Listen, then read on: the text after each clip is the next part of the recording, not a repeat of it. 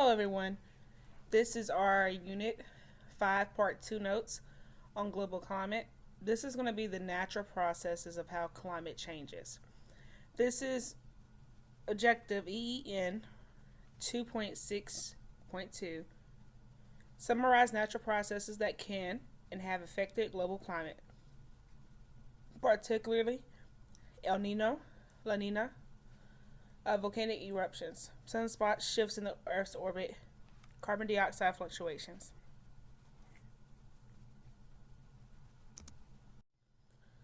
Climate changes. Climatic changes. During the average human lifetime, climates do not appear to change significantly.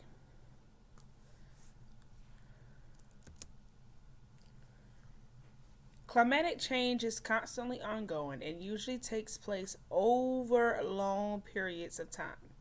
Now, again, it does not just happen overnight, and it does not appear to change significantly, but it does take place over a long period of time. Weather changes all the time, right? Climate change over a long period. So the temperature record for the past 800,000 years. So if you notice, I just used right here. Not a big jump, kind of within those years. But then it dramatically went down, go up, go down, go up. So we can see the pattern that the climate is going to go up and down, and make the little mountains y'all used to draw on your paper. Climatic changes. Ice changes. I meant ice ages. Ice ages. Y'all remember ice ages? Not just the movie. But there were periods where the average global temperatures decreased an estimated of 5 degrees Celsius. And that was an extensive glacial coverage. Ice age alternate with the warm periods called interglacial intervals. The most recent ice age ended about 10,000 years ago. So 10,000 years ago. Again, remember, anything that's written in red or highlighted in red is possible to be on your assessment.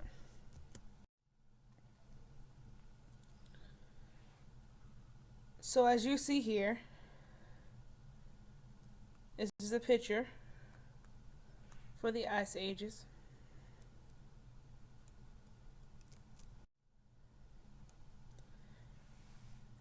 Change can be natural.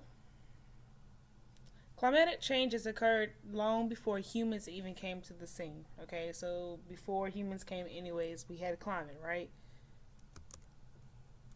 Studies of tree rings, ice core samples, fossils, radiocarbon samples provide evidence of past climatic changes.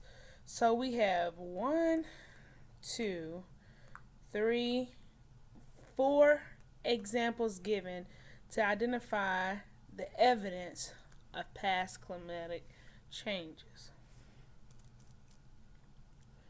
These changes in the Earth's climate were caused by natural events such as variations in solar activity, changes in the Earth's tilt, orbit, and volcanic eruptions. These are all natural things. Can we stop the sun from shining? No. Can we change the tilt of the Earth in its orbit? No. Can we make a volcano not erupt? No. So these things are natural. Okay? And so this is what led to change. Short-term climatic changes. Seasons are short-term periods, okay? Seasons do not last all year. Within a year, we have 4 seasons. We have winter, spring, summer, fall, right? Because when January, we still in winter. But then when we come to March, we are in spring. And then when we come to August, we go into summer. And then we go into the fall and around October. But we should know the climate changes with the season, right? So, what is our climate during the winter? Is it hot or cold? Well, North Carolina is kind of bipolar, so it's whatever it feel like it was that morning when it woke up. Okay, it can be 40 degrees and 90 degrees within 2 hours, but most of the time we know winter to be cold, right? Summers to be hot. So what happens is climatic change is caused by regular variations in daylight temperature and weather patterns. So this is again why we know, like they say,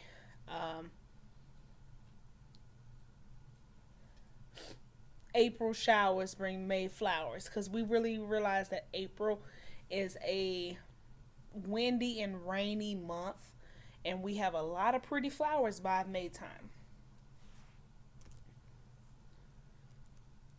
These variations, though, also are a result of changes in the amount of solar radiation in the area. So during the summertime in the northern hemisphere, the North Pole is tilted towards the sun, right? And so this hemisphere, it gets long hours of daylight and warm temperatures. Duh. It be the sun be shining 6 o'clock in the morning till 9, 10 o'clock at night. Throughout the year, the seasons are reversed, and then we go from north to south hemispheres. Now, short-term climatic changes. When the North Pole is pointed towards the sun, the northern hemisphere experiences summer, and the southern hemisphere experiences winter.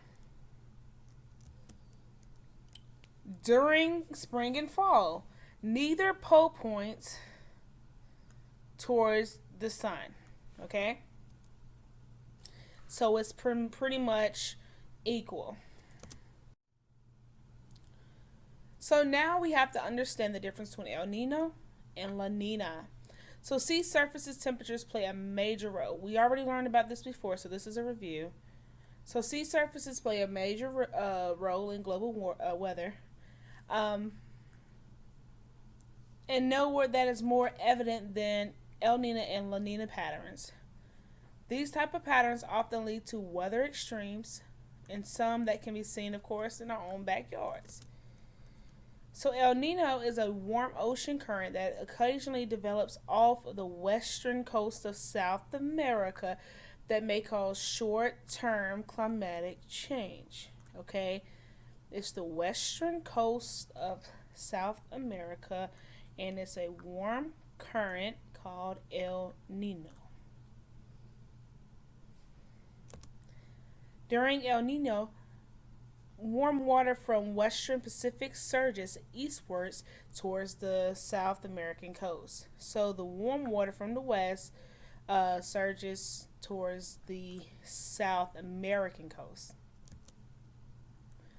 So during this, it gives us an increase of precipitation over the northwest coast of South America. And it pumps a lot of heat and moisture into the atmosphere. So El Nino is basically letting you know that it's, what's the key word? Warm. Warm heat. Right? So let's take a look here. So the trade winds and strong equatorial currents flow towards the west. Okay? If you don't know what west is, go to the left. Alright? So at the same time, an intensive Peruvian current causes the upwelling of cold water along the west coast of South America. So this is right here, the strong current. This is South America. Just in case you did not know, this is America, and we are here. Okay, we're over here somewhere. That is obviously North Carolina. That's North America, and then this is South America. So then this is cool, okay, because that's the current, but then it goes here. And so if we just told you this is the El Nino, This is all supposed to be warm. As you see, that is red. And then it did what to the water? Warm. So El Nino, this is hot, moist air in the atmosphere. Definitely is going to cause a difference inside the temperatures. El Nino brings stormy weather. Okay? That are normally dry and drought conditions who are normally wet. So it's the opposite. So if you usually don't get rain, El Nino, he says, nah, boy, we gonna get you some rain today. But then, if you usually, you know, moist, nah, El Nino be like, nah, we're gonna dry that out. So the stronger upper winds produced by El Nino helps keep tropical disturbances from increasing to hurricane strength in the Atlantic Ocean. Okay. So the winds produced by El Nino helps keeps disturbances from increasing hurricane strengths. So these hurricanes, they can't do what they want to do because of El Nino. So that's a bad boy. Eventually, the South Pacific high pressure system becomes reestablished and the El Nino weakens. So basically, just like life, everything's a cycle, right? So yes, eventually it's going to weaken, but then it will re-strengthen. So here's the conditions. This is the non-El Nino conditions. As you see here, just the typical. You see where the cloud of wind and stuff comes. Now look here. We have a lot, right?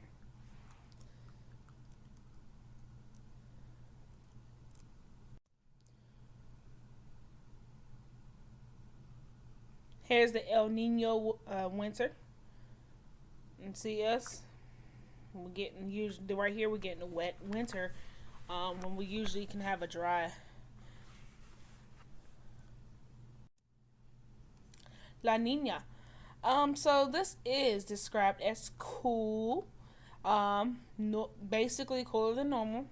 Temperatures in the central and eastern Pacific Ocean near the equator of the West Coast and South America. Cold air.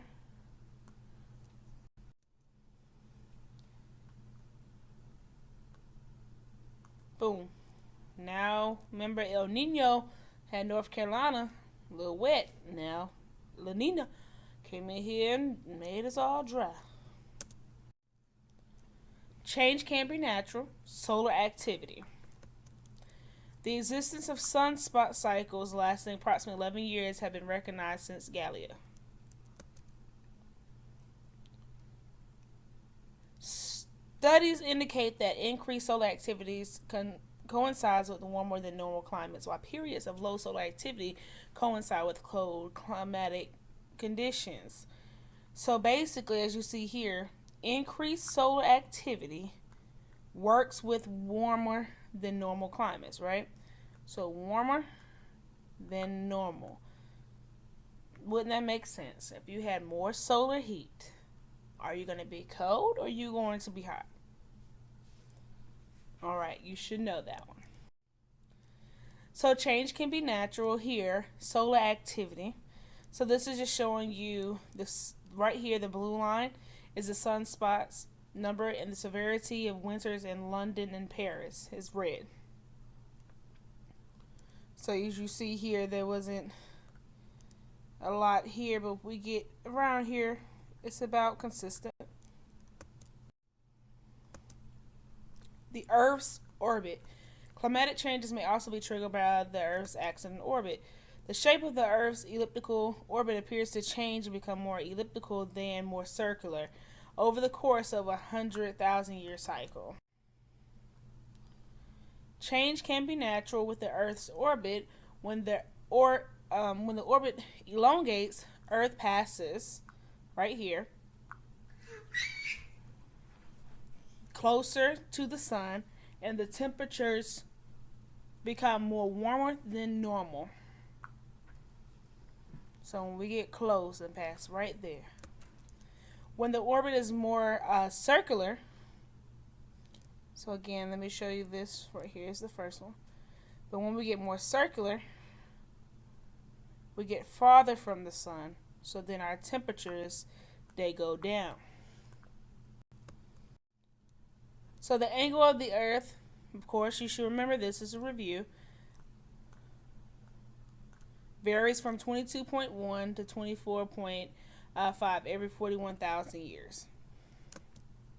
Scientists theorize that can cause changes, and the angle causes seasons to become more severe and may cause ice ages. I told you before in class that if we keep changing a degree, we can either freeze to death or we can be burned to death, getting too close or too far away from the sun.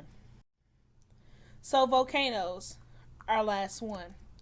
Climatic changes can be triggered by they emit quantities of dust. Okay, so the dust that is released into the atmosphere from major and big volcano eruptions can definitely trigger climatic change. So volcanic dust can remain suspended in the atmosphere for several years, blocking incoming solar radiation and thus lowering global temperatures. So I know you remember when we seen it and we did the volcanoes in the class and we talked about the different types of volcanoes. But as I'm drawing this little volcano at the top, so can you imagine? Boom, boom, boom, boom, boom, boom, boom, boom, boom. It looks like a tree, doesn't it? Let me put some little lava on it. Okay, so we got all of this coming out of that. That right there can stay in the atmosphere for a long time. So that volcanic dust can stay in there. Some scientists theorize that periods of high volcanic activity causes cool climatic periods. So something that high volcano activity, if we have a lot of volcanic activity, that it will cool down some climatic periods. This is an example. Look at this. You think that's gonna go away overnight? Nah, bruh. It's gonna be there for a while. And so you gotta think about it. Imagine if we had a lot of volcanoes going off at one time, or it's multiple in one area. It's definitely going to cloud the atmosphere, and so it's definitely going to bring forth a climatic change because the sun cannot hit the earth the way it needs to, and then our weather is affected by the climate. So if it's hot, a lot of times right now we're getting ready to go into hurricane season as well as we are in tornado season. So whenever we have a cold day and it becomes hot, and we open up the door for different fronts to come in, like, and then we have those tornadoes that we talked about. But then also when we get to the climatic weather is that when these El Ninos and El Nina, how they are acting out there in the oceans and how all those currents and everything is transpiring, we can introduce hurricanes. But as you've seen, El Nino, once it gets to a such place, it can actually kind of make the strength of the hurricane decrease. So these things happen, everything happens from one another.